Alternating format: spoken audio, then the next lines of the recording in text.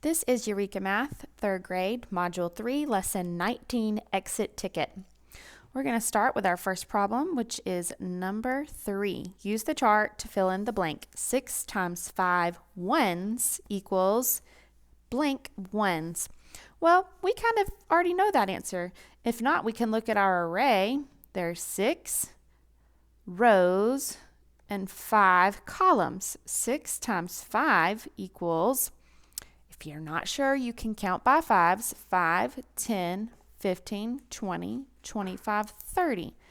6 times 5 equals 30. Number 4, use the chart to fill in the blank. 6 times 5, we just worked this out. We know 6 times 5 equals 30. Number 5, use the chart to fill in the blank. 6 times 5 tens equals blank tens. Okay, we know that if 6 times 5 ones equals 30 ones, then 6 times 5 tens equals 30 tens. Okay, and you'll see that they've moved the ones over to the tens column. So instead of counting by ones like we did in the ones place, we're going to count by tens. 10, 20, 30, 40, 50. So that would be 50. 60, 70, 80, 90, 100. Here's 100. 200, 300. So 30 tens is actually the same thing as 300 ones. Number 6, use the chart to fill in the blank. 6 times 50 equals blank. So we just counted these up. Since these are in the 10 spot, we're counting by tens. 10, 20, 30, 40, 50. So here's 50. And then this is 6. So what is 6 times 50? 50, 100, 150, 200, 250, 300. 6 times 50 is 300. Number 7, a small plane has 20 rows of seats. Each row has 4 seats. Find the total number.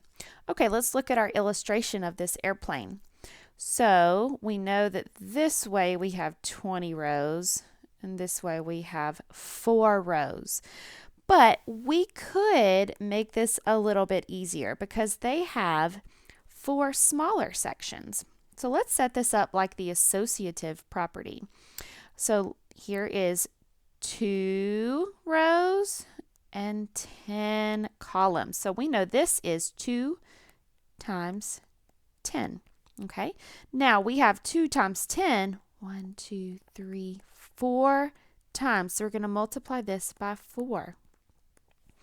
All right, remember we always start with our parentheses. 2 times 10 is 20 times 4. So you can do count by 20s, 20, 40, 60, 80, 4 times.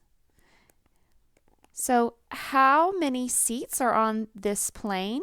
There are 80 seats on the plane.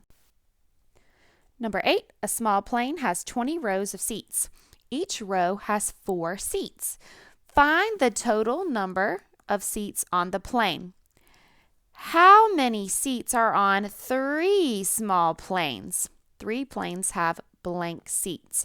Okay, so we have to take 2 steps in order to figure out the answer of this problem.